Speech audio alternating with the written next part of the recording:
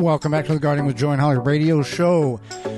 Jenny Rose, Carey, moments away. But first, Simple Grow, product that doesn't smell, that will feed your plants and make your plants smile. Are you worrying about your plant growth? Provide your plants with what they need to grow to their potential. Simple Grow offers 100% organic worm castings at simplegrow.com.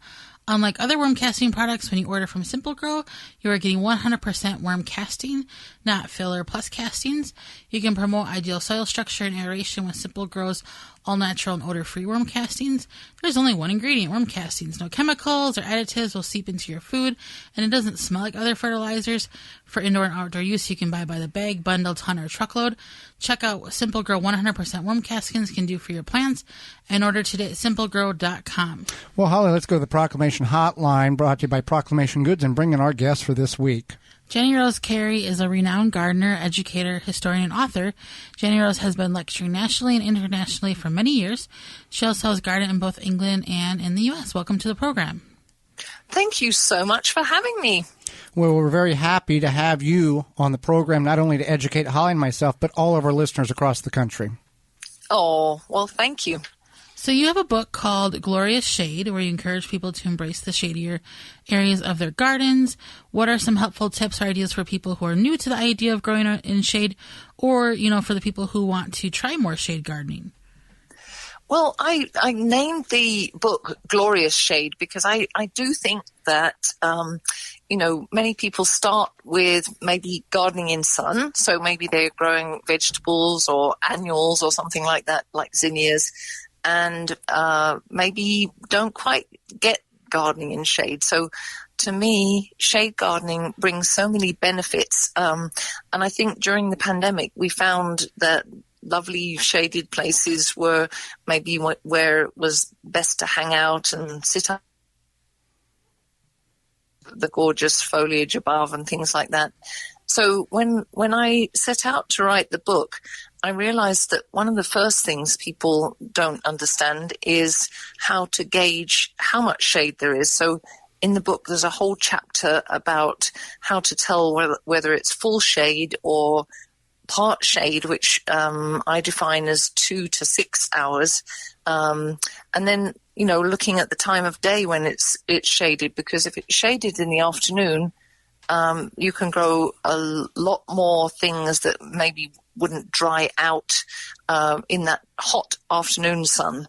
So it really just goes through looking at the amount of shade and maybe adjusting it if you're not happy with, if you have too much shade, maybe working out how to either trim some hedges back or, get a little more dappled light in there. So that's really the first thing. And then the second one is looking at the soil, because under a tree, I don't know if you've ever noticed in a rainstorm, but the tree acts not only as a parasol and shading you from the sun, but it often acts as an umbrella. So it's drier under the tree, even a deciduous tree. But if you can do it yourself, fine. But otherwise, an arborist might be able to lighten up the canopy in places, or you pull the garden slightly away from the tree and go to the lovely bit that I call edge shade, which is often people have trees or shrubs around the edge of their property and then lawn in the middle. And that bit sort of where the canopy meets the lawn is a really good place to start shade gardening, because you get enough light for things to flower, but it's not too baking a sun. So that's a lot of information in a couple of sentences, but basically it's fun. It's fun, and a lot of people are finding out that it's very rewarding. And I always say, there are certain plants that in the vegetable world that need a lot of sunlight. But if you look in the woods, there's a lot of plants that grow in shade or almost complete shade. So wherever your situation is, there's probably something that you can grow in your area. Exactly. And also, I'm a big proponent of native plants. So there's a wonderful website that the USDA puts out that you can look up plants that are native to your area, or you go to your county extension or your state extension and look for plants that naturally live in your area, and they'll be very adapted. And then you can find the ones that like shade and the ones that like sun, and they've got much more of a hope of doing well in your situation. Plus, you're adding to your local ecosystem. So it's really a fun way to, I feel like it's giving back to your community of birds and insects and small mammals and things that live in your area. Right. Now, I have to ask you about your dry garden on your property. On our show, we tell people how to water and keep things watered. What is a dry garden? What is that for you? So basically, I have an old house from 1887 called Northview, and it's on a well. And when I had my 3 girls living here, it was I was running out of water. Well, actually, I had no outdoor taps when I first moved here 25 years ago. So, basically, it was the watering can in the kitchen sink if I wanted to water something. So we had been on a trip to Provence in the south of France and seen that some of my favorite plants, like lavenders, were growing basically by the side of the road and with nobody caring for them and, looking after them. And I'd been trying to grow lavender in my herb garden, and with very little success, because I think I was treating the lavender too nicely and watering it and giving it rich soil.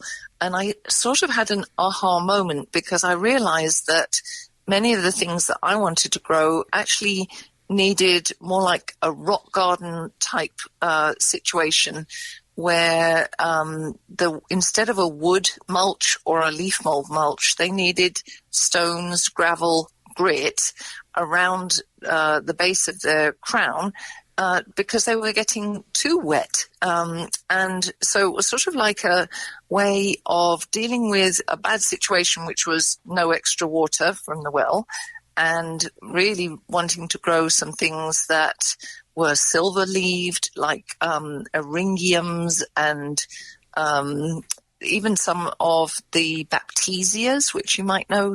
I can't remember the English name, but a lot of the things with deep roots that get their taproot down and really don't need additional water. And obviously that will vary from, your listeners are over a wide area. So what you grow will, again, vary by your area. But if you start looking for things that are adapted to drought, it's really a fun way of having a lower maintenance garden. I haven't watered that garden since 2004 when I put it in. I do water them in, but then after that, it's tough love, I call it. Well, that's fantastic. So since you have garden in England and the United States, what are some major differences that you've noted between the two? Well, I would say until this week, temperature, but I don't know if you've been following the news, but poor Europe and England and Wales and Scotland, I think, are all roasting under the summer sun. Record-breaking heat, yeah. Yes, yeah. So, it's probably to be expected as we go forward, but then they're really not, ready for it. My oldest daughter lives in London with her husband, and they have no air conditioning and no fans, so they're going to be really hot. So normally you would say, I'm just going to go back to the normal, that England is more temperate, whereas the vast majority of the continental USA is extreme cold and extreme hot. And I sort of joke that England, spring starts in January and maybe finishes by about June. But, they get a nice long spring, and they're sort of like a cool zone 8. So when we all get garden envy of what the Brits can grow, and we're just like, oh, darn, why can't I grow that? There is a reason that they can grow different things, because it doesn't get as hot and it doesn't get as cold. Having said that, I try, having grown up in England, there are certain plants that I love to grow. So I try and figure out how to grow them in my my garden is zone 6, 7, but it's sort of I don't know. We have periods of drought. We have very cold weather every now and then, so it's just a bit of a challenge. But roses, for example, they don't have the Japanese beetle there. I hope they never get them.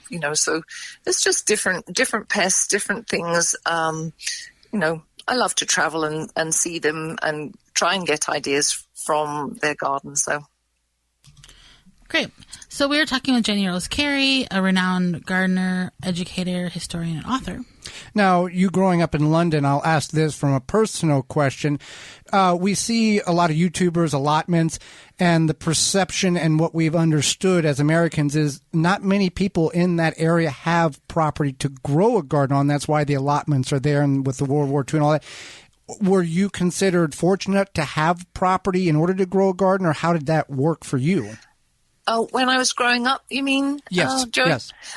We actually did have an allotment. Okay. I grew up in a little village called East Malling in Kent, and my grandparents were in the neighbouring village of Ditton. And we had a tiny little garden next to the house. And so we trundled our wheelbarrow down the hill and, with all the tools in and everything like that. And as a kid, it was like uphill both ways, and it was always steaming and hot, as you were doing the weeding.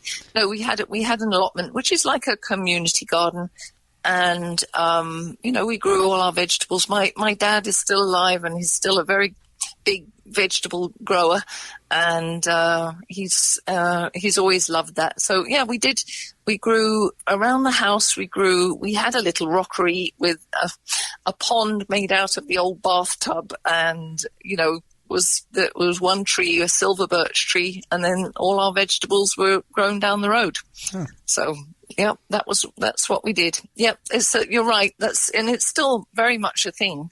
Just because the way that they build houses even today is they're much closer together and clustered, and then the farmland is in between. So it's nucleated settlement, I suppose you'd call it. So how do you pay homage to that historical property?